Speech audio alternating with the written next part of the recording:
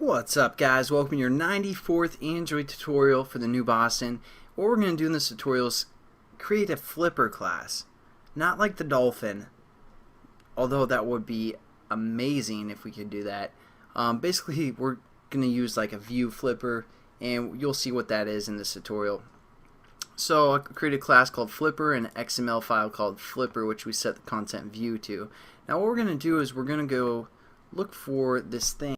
So what we're going to do is we're going to go down to this Transitions tab, and we're going to call this, or drag in this ViewFlipper thing here. So we're going to drag that in.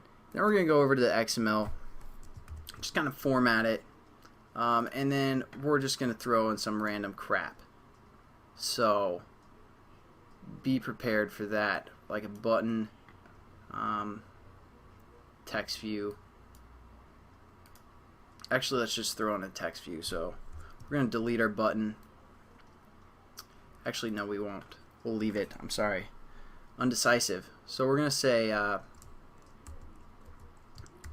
Flipper 2 here for a text view, and we're going to say Control Copy and paste another text view. We're going to call this Flipper 3 and Flipper 4.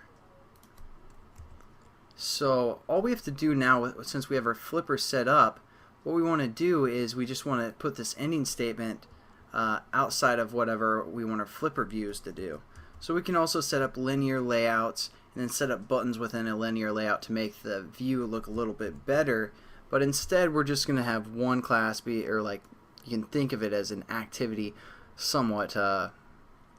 Be a button, the next one's a view, text view, next one's another text view, etc. That's how the flipper class works.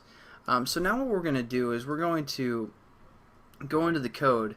You're like, what? The code and the XML all in one tutorial? Thank you, finally. Instead of wasting our times here. So now let's create that flipper thing that we just created. So what we're going to do is we're going to say ViewFlipper, and we're going to call it Flippy. And what we're going to do is just add that reference as always. So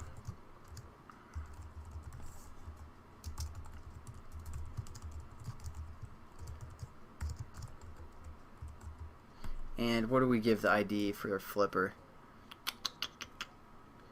Flipper ViewFlipper 1. So we're just going to stick with the standard, because I don't want to get into flipper too much here, view flippers, but I just want to show you guys again for what you guys want to use it as.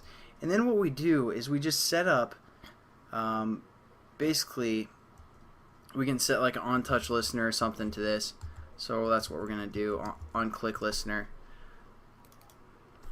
Type this, so anytime we touch one of the views, or it's going to trigger the on click. So nothing new there.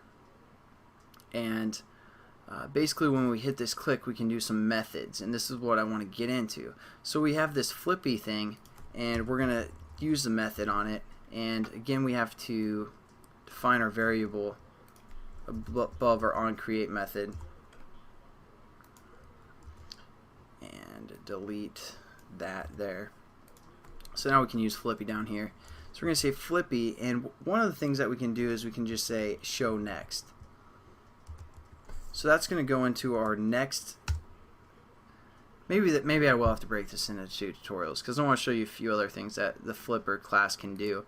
But let's just run it as now and make sure it works. But yeah, that's all this tutorial is.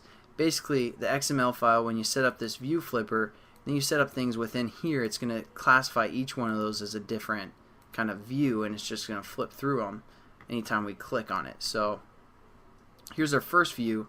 Click on our view flipper, which is up here.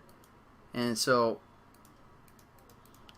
one thing that we can do is we can make this view flipper fill the whole content. Fill parent. I don't know if it's not for the height.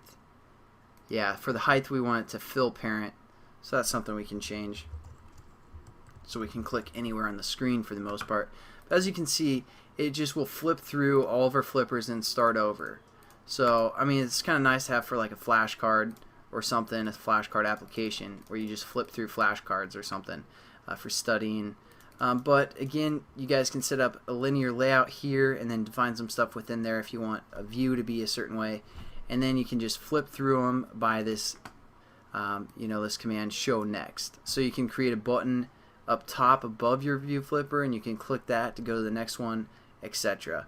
So that's basically it for this tutorial. Actually, let's just show you one more and then we'll be done with this flippy thing.